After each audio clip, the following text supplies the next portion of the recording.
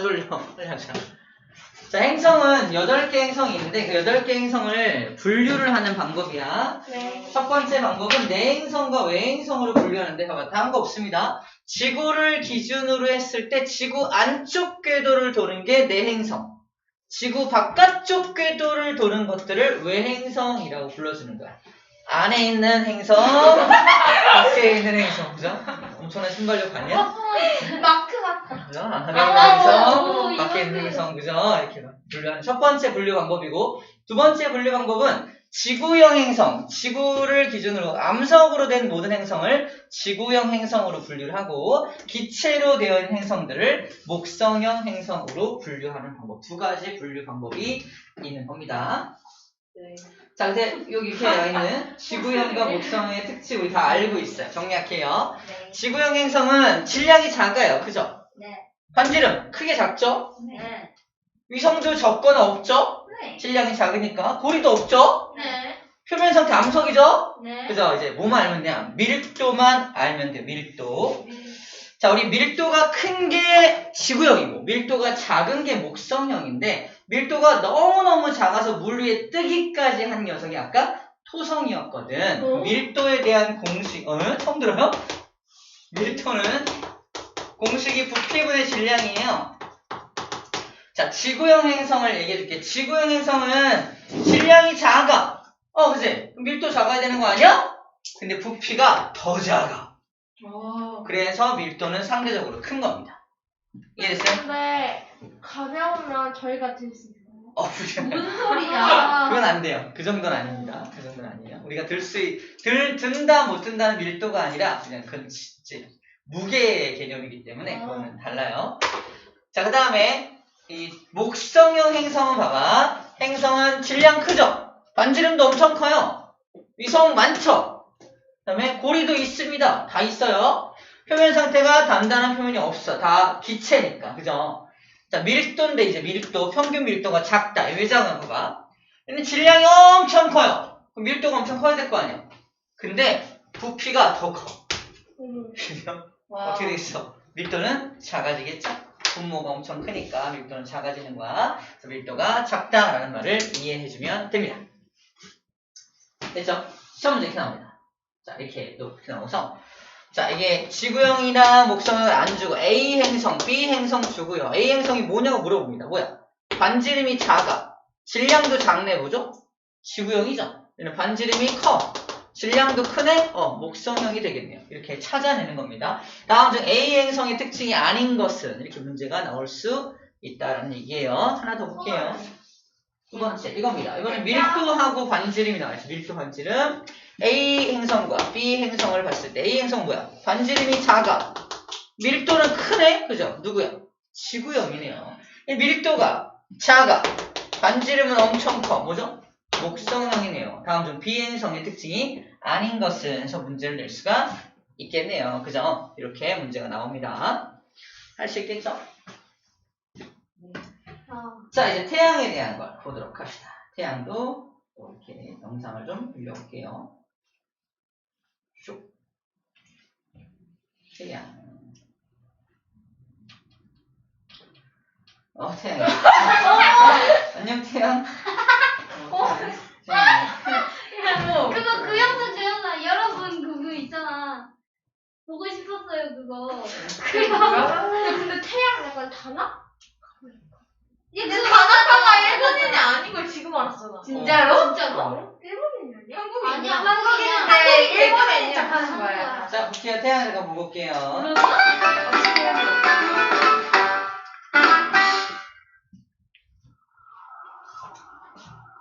마지막 남은 한 줄기 잎이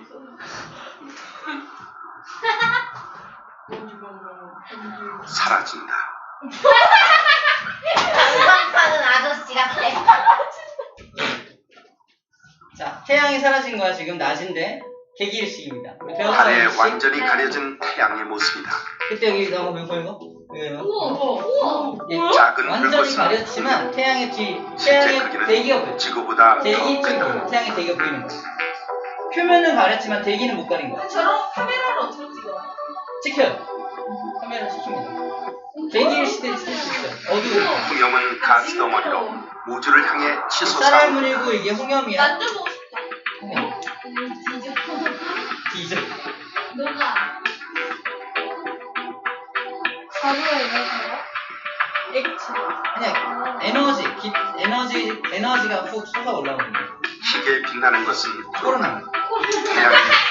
이름 누가 지었냐? 그러니까 에너지. 평소엔 태양 표면의 빛에 가려 볼 수 없다. 오직 개기일식 때만 관측할 수 있는 코로나. 빛은 약하지만 온도는 태양 표면보다 300배 뜨겁다. 태양 표면이 6,000도잖아. 6,000도보다 300배 더 많은 에너지예요. 코로나가요? 코로나가. 코로나는 저희 몸속에서 사는 이거 이름만 같아요. 태양은 자기장을 갖고 있다. 태양의 각 부분들은 모두 다른 속도로 자전을 해서 자기장이 뒤틀리고 꼬이게 되는데 이 지점에 흑점이 생긴다. 까만색 점 보이죠? 까만색 점 음색이죠? 그게 제가 수능이랑 똑같은 거 아니에요? 맞아요. 오 맞다. 흑점은 주위보다 온도가 낮아 어둡게 보이고 자기장이 엄청나게 세다.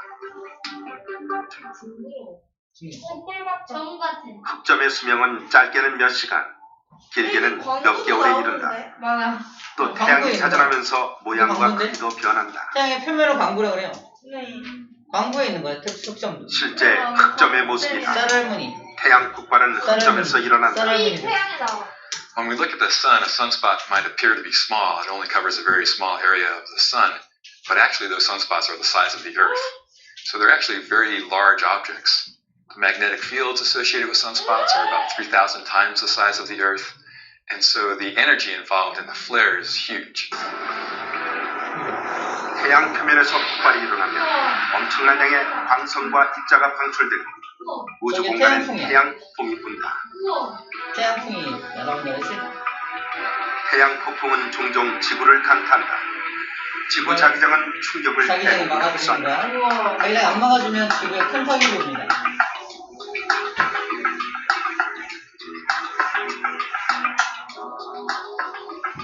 자기장이 미처 흡수하지 못한 고에너지 입자들은 인공위성들의 기능을 마비시킬 수 있다.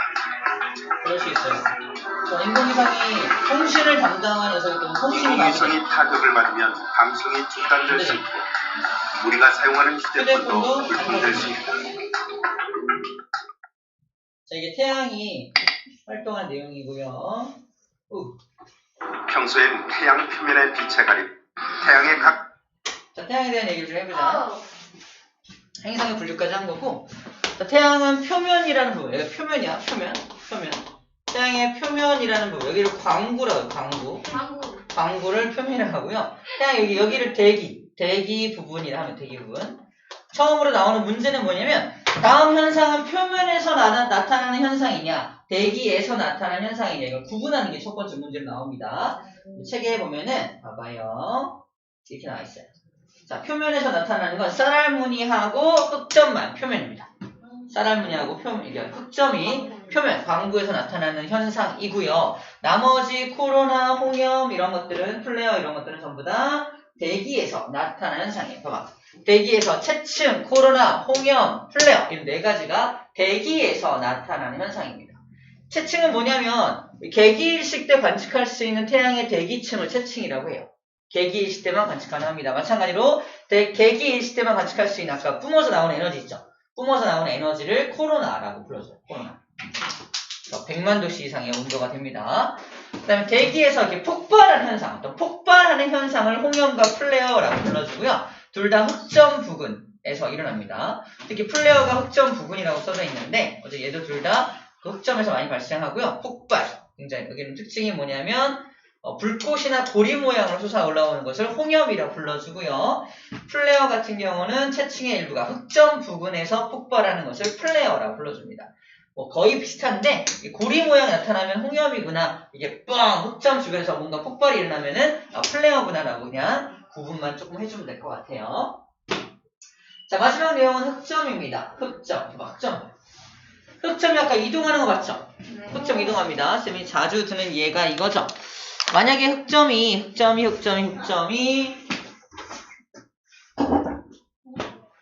예? 왜? 아. 누가 왔어? X 같대요, X. 맛있겠다. 뭐 먹었다고? 복코드? 아, 너무 많이 먹으면 물려. 물려. 근데 그거 쌤 뭐 하세요? 아, 그- 피아노. 이게 태양의 표면이야. 에? 빨간 점 네. 아닌 것 같은데. 보이나요? 뭐예요? 만약에 이게 홍염이야, 홍염. 홍염이 아니야. 이게 흑점이야, 흑점. 흑점 표현한 거야. 만약에 태양이 고체라면 네. 거기 생긴 흑점은 같은 속도로 이동해야 돼. 보이나요? 같은 네. 속도로 이동해야 돼. 맞죠? 같은 속도로 이동을 못 하잖아요. 왜? 같은 속도 아니야? 이렇게 봐봐. 돌아가는 속도가 같잖아. 다른데요? 다르다고? 뭔 소리야? 어떻게 다를 수 있지? 이게 어떻게 다를 수 있지? 같이 돌아가는 거 아니야? 같이? 같이 오른 돌아가는 거 맨 아니야? 밑에 게 제일 빨리 없어. 아니, 얘가 정말 빨리 거고. 점 크기가 이 달라서. 점의 이동 속도를 물어보는 거야, 지금? 이걸 뭐 세부적으로 비교하라는 게 아니라 전체적인. 고체라면 같이 움직일 거라는 거야. 고체라면 같이 이동할 거야, 같이. 액체면 근데 따로 그쵸. 액체나 기체라면 유동성이 있기 때문에 따로따로 움직일 거란 얘기야. 봐봐. 맨 위에 있는 흑점이 여기 있다가 여기 있다가 여기 있다가 봤죠? 그러니까 여기서부터 하나, 둘, 셋 요만큼밖에 이동 안 했죠? 네. 여기까지. 그죠? 그때 동안 여기 있는 흑점 어때요? 여기 갔다가 여기까지 가죠. 흑점 이동 속도가 어때요? 빨라요. 빠르네요. 엄청 빠르네요. 중심부가. 위치가 다 다른데요? 다르다고? 이동 거리를 보면 돼. 같은 시간 동안 얼마나 많이 이동했냐. 여기서부터 여기까지니까 이만큼 이동했네요. 얘는. 그죠? 보이죠? 네. 근데 얘 같은 경우는 여기까지만 이동했잖아. 이동 거리가 다르잖아. 네. 같은 시간 동안 이동한 거리가 달라. 6일 후에. 그죠? 네. 이동 거리가 다르다는 건 속도가 다르다는 겁니다. 같은 속도로 간다면서. 아니, 고체일 때. 태양이, 잘 들어. 태양이 만약에 고체라면 같은 속도로 가겠지. 저거는 고체예요? 그러니까 그 얘기하는 거야. 진짜. 같은 속도로 간다면 고체겠지만, 근데 기체는 같은 속도로 갈 수가 없잖아요. 그러니까 얘가 기체라는 얘기야. 네. 흑점의 이동 속도가 다른 것으로 보아서 태양은 고체가 아니구나 그 얘기를 하고 싶은 거야. 액체일 수도 있지 않을까요? 근데 액체는 아닙니다. 액체는 아니고 기체예요, 기체. 근데 기체예요? 기체는 눈에 기체입니다. 보이지 않는데요. 근데 태양이 있어요. 굉장히 밀도가 있게 모여 있어. 기체들이 잔뜩 모여 있는 거야. 목성도에 기체들이 모인 거잖아. 굉장히 기체가 굉장히 많이 모여 있는 곳은 눈에 보일 수 있습니다. 그래서 눈에 보이고 있는 모습이라고 보면 되겠어요. 자, 흑점의 이동 속도가 다른 것을 통해서 뭘 알 수 있다? 태양은 기체 상태구나 라는 걸 알 수 있어요. 뭐 다른 증거들도 있겠죠. 액체가 아니라 기체라는 다른 증거들도 있어서 다 조합해 보니까 태양은 기체다 라는 걸 알 수가 있는 겁니다. 자, 그리고 쌀알무늬가 생성되는 이유는 바로 이런 겁니다. 밑에서 에너지가 뿜어서 나오면 그게 뿜어 나오는 게 이렇게 모양을 만들어내는 거야. 이게 쌀알무늬가 나타나는 이유가 아래에서 에너지가 뿜어 나올 때 쌀알무늬가 생성된다. 그 얘기를 하고 있는 겁니다. 잠깐 넘겨봐요. 태양 마무리할게요. 자, 태양에 이렇게 흑점이 많아지기도 하고 적어지기도 하거든요. 자, 이게 11년마다 많은 시기, 극대기, 태양에 흑점이 많아지는 이 주기가 어느 정도냐면 11년을 주기로 많아집니다. 또 많아져. 흑점이 많아진다는 건 자기장의 변화가 매우 심하다는 얘기잖아. 그러면 태양의 활동이 너무너무 심하다는 거고 그때 태양에서 발생되는 태양풍 같은 게 어마어마하게 지구로 날아올 수가 있게 됩니다. 그럼 지구에는 아까 영상에서 봤듯이 무슨 일이 벌어져? 인공위성이 부서지거나 또 여러 가지 핸드폰이 잘 안 되거나 통신이 안 되거나 카카오톡이 아마 안 될 때. 그럴 수도 있겠죠. 그런 문제점들이 생겨나게 될 겁니다. 맞아. 그래서 이런 문제점이 나타나는 거야. 자, 태양에서 나타나는 현상. 태양에서 자기장이 강해서 흑점수가 많아지거나, 코로나의 크기가 커지거나, 너무 밝아지거나, 또는 홍염이나 플레어가 매우 자주 발생하거나, 태양풍이 강해질 경우에는 지구에 요딴 일들이 생겨난다는 겁니다. 오로라가 엄청나게 더 넓은 지역에 생겨날 수가 있을 거고요. 자기 폭풍이 발생할 수 있습니다. 자기 폭풍 확 몰아치는 거예요. 장거리 무선 통신이 두절된 현상, 밑줄자, 그걸 델린저 현상이라고 해요. 델린저 현상이 뭐냐면 무선 통신 장애, 장거리 무선 통신이 안 되는 통신 두절, 통신이 잘 안 되는 현상을 델린저 현상이라고 불러줍니다. 선생님, 근데 우리나라에서는 쓰면은 LG 플러스랑 SKT, 아니, 그럼 KT랑 SKT 같은 거 쓰잖아요. 다른 나라는 그 통신사 못 써요? 달라요. 뭐 ANT인가? 미국이 ANT인가? 이런 이게 통신회사 이름이야. ANT. 우리나라 SK나 LG 같은 회사입니다. ANT. 중국도 있었는데 까먹었다. 아무튼 미국은 ANT를 써요. 다 나라마다 이런 통신사가 따로따로 있어요. 인공위성이 고장날 수 있겠죠. 그 다음에 송전시설도 이렇게 전기를 보내주고 받는 이런 시설인데 이 전기가 자기장에 되게 민감하거든. 그래서 전기시설이 고장날 수 있다는 얘기를 하고 있는 거야. 그 다음에 인공위성이 고장나니까 당연히 GPS도 고장이 날 수가 있겠죠. 이런 거 고장날 수 있다는 얘기고요.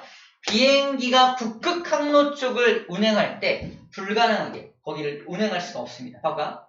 오로라랑 관련돼 있는 건데 태양풍이 날아올 때 어디에 많이 쏠리냐면은 지구의 양극, 북극과 남극 쪽에 많이 쏠려요. 그래서 오로라가 북극 근처, 남극 근처에만 발생되는 이유가 바로 태양풍이 그쪽에 쏠리기 때문인데 내가 비행기를 타고 북극 근처를 간다 어떨까? 그 태양풍의 영향을 받을 수가 있겠지. 추락할 수 있습니다. 조심해야 돼요. 그 얘기하는 겁니다. 그래서 북극 항로 근처로는 운항이 불가능할 수도 있다. 그 얘기를 해주고 있는 거야. 우주비행사나 비행기 승객이 방사선에 노출될 수 있다. 우주에서 날아온 그 태양풍이 방사능 물질이에요. 방사능 물질에 노출될 수 있다. 그런 얘기를 하는 겁니다. 그럼 안 돼요? 방사능에 노출되면은 우리가 암에 걸리거나 죽게 돼요. 방사능은 우리 굉장히 고에너지 입자라서 우리 피부에 암을 일으킬 수 있습니다. 빙하우스에서 방사선 노출돼서 죽잖아. 일본도 방사선 노출 많이 되잖아. 방사선 노출 많이 되죠. 자, 마지막 내용은 천체망원경입니다. 천체망원경도 마저 설명을 할게요. 봐봐. 천체망원경은 요단식으로 생겼어요. 요단 생겼습니다. 이쁘죠? 네. 비쌉니다. 비싸요. 네, 체크할 건 뭐냐면 렌즈가 2개예요. 대물 렌즈가 있고요. 여기에 저반 렌즈가 2개 있습니다. 렌즈의 기능이 뭐냐? 당연히 물체를 확대하는 거 아닌가요? 아니야! 잘 들어. 대물 렌즈는 그냥 모아주는 역할만 해요. 모아준다. 그리고 확대하는 건 얘가 확대합니다. 자, 잘 들어. 이 대물 렌즈는 빛을 모아주기만 하고요. 이렇게 빛을 이렇게 빨아들여주기만 하는 거고, 그걸 이제 확대해서 잘 보이게 해주는 건 얘라는 겁니다. 이해돼요? 그래서 모아주기 때문에 대물 렌즈가 크면 클수록 더 많은 빛을 모을 수 있을 거 아니야? 그래서 우리가 천문대 같은 데 가면은 이 렌즈가 이만한 렌즈를 써서, 맨 앞에 렌즈가 이만하고, 우리가 관찰하는데 이만하잖아? 그 이유가 앞에는 커야 더 많은 빛을 모을 수 있기 때문에 그래요. 자, 시험 문제 뭐라고 우리 낚시를 하냐? 대물 렌즈가 확대한 빛을 저반 렌즈가 또 한 번 확대한다. 이딴 식으로 문제를 내요. 이게 틀렸다는 겁니다. 확대하는 게 아니라는 얘기야. 네. 확대시키지 않습니다. 절대 확대하는 게 아닙니다. 확대하는 게 아니에요. 대물 렌즈 확대를 못해요. 자, 그 다음에 여기서 모은 빛을 여기를 이렇게 보내줄 거 아니야? 빛이 통과하는 요 통을 경통이라고 불러줍니다. 경통. 그냥 빛이 통과하는 곳을 경통이라고 불러주는 거예요. 통과하는 곳이고요. 자, 그 다음에 이걸 받치고 있는 대를 가대라고 불러주고 삼각대라고 불러줍니다. 삼각대가 이게 받친 이게 삼각대가 이거고 삼각대 위에다가 설치해 놓은 요게 가대인데 원하는 방향으로 경통을 움직이게 하는 그것을 가대라고 합니다. 가대. 그게 쉽게 넘어지면 안 되기 때문에 균형추를 달아놔가지고 잘 넘어지지 않게 균형을 맞춰주는 거예요. 그 다음에 초점이 잘 안 맞을 때 초점 조절 나사로 초점을 잘 조절하면 됩니다. 문제는 얘입니다. 보조망원경. 왜 필요하냐는 거지. 여러분들 손을 이렇게 모아가지고 쌤이 지금 별표처럼 여기를 찾을 거야. 바로 찾지 말고요. 봐봐. 저기 어딘지 몰라. 네. 근데 이렇게 왼쪽부터 쫙 훑으면서 와봐. 한참 걸리겠죠? 그죠? 네. 한참 걸려. 이게 어딘지 어떻게 알아? 그지? 우리가 하늘에 있는 별을 볼 건데 어떤 특정한 별을 관측할 건데 처음에 확대된 채로 이만큼 확대된 채로 보기 시작하면은 걔를 찾는 게 너무 오래 걸립니다. 그래서 일단은 너무 확대되지 않은 이만큼을 볼 수 있는 망원경으로 먼저 이만큼 보는 거. 보니까 저쪽에 있네. 그러면 이걸 가대를 돌려서 이쪽부터 관찰하기 시작하면 좀 더 빨리 찾을 수가 있겠지. 그러니까 그게 보조 망원경의 역할이야. 그러면 이게 확대를 많이 하면 돼, 안 돼? 확대를 많이 하면 안 되지. 그래서 뭐라고 써있냐면은 배율이 낮다. 배율이 낮다. 확대가 많이 안 되는 거야. 배율이 낮아야 더 먼 넓은 지역을 볼 수 있지. 다른 말로 뭐라고 한다? 시야가 넓다 라고 하는 겁니다. 근데 내가 그 별만 뚜두두두두두두두 보면 어떻게 돼요? 되게 좁은 시야를 보게 되는 거야. 좁은 시야를 보게 되는 대신에 배율을 엄청 높여서 자세히 관찰할 수 있게 되는 거지. 시야가 넓으려면, 잘 들어. 시야가 넓으려면 배율은 낮아야 돼. 시야가 좁은 게 배율이 높은 겁니다. 이해됩니까? 배율이 높은 게 시야가 좁아지는 거야. 근데 처음부터 좁은 시야로 찾으면 하나님을 찾을 수가 없어요. 어디 있지? 여기 있네. 한참 걸려. 하지만 넓은 시야로 먼저 오른쪽 끄트머리에 있구만 졸고 있는 거 아니야? 이렇게 딱 본 다음에 그 다음에 좁은 시야로 보면은 딱 한 번에 찾을 수가 있겠어. 적절한 비유였죠? 그죠? 네. 이렇게 찾아주는 겁니다. 그게 보조망원경의 기능이다 라는 거예요. 아시겠죠? 네. 자, 어디다 설치해야 되나 볼게요. 이렇게 주위가 트여있고 주변에 불빛이 없어야 돼. 주변이 되게 밝으면 별이 잘 안 보이죠. 그죠? 네. 어두운 곳에서 해야 한다는 거고요. 평평한 곳에 설치해야 되고요. 보조망원경으로 먼저 찾아야 될 천체를 먼저 찾아요. 그래서 중앙에 딱 가대로 위치해서 배치를 딱 시킨 다음에 그 다음에 저반 렌즈로 보면서 초점 맞춥니다. 그 다음에 이제 확대를 시킨 상을 보게 되는 거예요. 저반 렌즈로 볼 때 저배율로 먼저 보다가 고배율로 바꿔가면서 점점 확대해가면서 보게 되면 됩니다. 오케이? 그렇게 관찰하면 돼요. 네. 자, 관찰법은 알겠고요. 얘가 좀 특이한 게 있는데, 네. 괜찮아? 특이한 게 있는데, 여기 뭐야? 봐봐, 이거 좀 특이한 게 있어요. 봐봐. 이게 뭐? 주망원경이 이제 배율이 높아서 확대된 상이 주망원경이고, 확대되어 있죠? 크잖아. 확대가 안 된 상태가 얘죠. 그죠? 자, 주망원경의 시야, 그러니까 저반 렌즈로 보는 주망원경 시야의 중앙에 물체가 오게 한 다음 이 물체가 보조망원경의 십자선 중앙에 오돌소돌한다. 이거는 파인더가 보조망원경이야. 파인더가 보조망원경이야. 아까 써있을 거야. 보조망원경인데 보조망원경을 사용하는 방법입니다. 그러니까 우리가 보조망원경을 사용할 때 저렇게 먼저 주망원경에 이렇게 뭐가 달려있나 봐요. 달려있는 저 녀석을 중앙에 딱 오게 한 다음에 보조망원경도 거기다 맞춰준다는 말 해주고 있는 거야. 이렇게 서로 틀어져 있을 수 있으니까 딱 맞춰준다는 얘기를 하는 거야. 크게 그거는 의미가 없네요. 자, 그리고 봐봐, 이런 게 중요한 거야. 어렵죠. 이게 뭐냐면 시각부터 하자. 저배율로 보면은 되게 조그맣게 보이지만 고배율로 보면 되게 크게 보이겠죠. 너무 당연한 얘기죠. 당연한 얘기인데 만약에 내가 어떤 상을 관찰을 했는데 이렇게 보여. 가운데 있지 않고요. 가운데 있지 않고 여기에 있는 것처럼 보이는 거야. 봐봐. 어떤 물체가 이렇게 있다고 칩시다. 이 사람이 나무야. 나무라고 할게. 나무고요. 나무야. 사람이 나무. 사람이 아니라 나무야. 사람 할까? 자, 사람. 사람인데. 전기할 때 사람인데. 오른손은 올리고 왼손은 내렸어요. 그죠? 손이. 근데 이거를 망원경으로 보게 되면 어떻게 보이냐면은 웃기겠다. 잘 봐. 보게 되면은 이 사람의 오른쪽은 망원경에 들어가면은 왼쪽으로 이렇게 오게 됩니다. 이런 거야. 반대로? 오른쪽. 이 사람의 빛이 오른쪽에 있는, 이 사람의 오른손이 이쪽이야. 오른손 이쪽이잖아. 오른손에 있는 빛이 이렇게 오게 되면 왼쪽으로 이렇게 들어와. 빛은 직진하니까. 네. 빛은 직진하니까 왼쪽으로 들어오게 되고요. 왼손의 빛은 오른쪽으로 들어옵니다. 다시 말해서 좌우가 얘도 바뀌어요. 좌우가 바뀝니다. 그 다음에 위에서 오는 빛은 이렇게 들어갈 테니까 위아래도 바뀌겠죠. 다시 말해서 우리가 눈으로 관찰하고 있는 건 뭐냐면 내가 보고 있는 상의 상, 하, 좌, 우가 모두 바뀌어있는 모습을 보고 있다는 거야.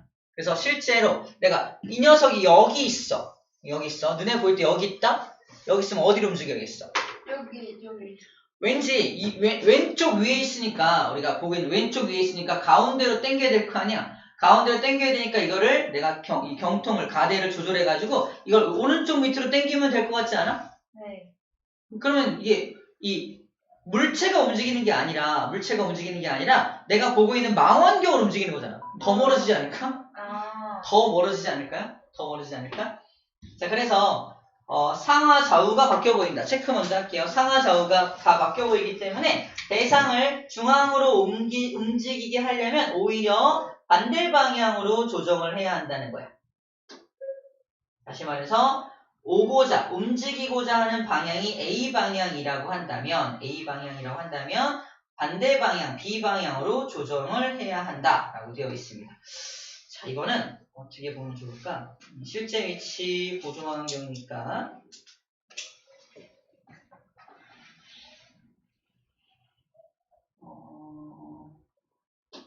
왼쪽 그림하고 같이 봐야겠네.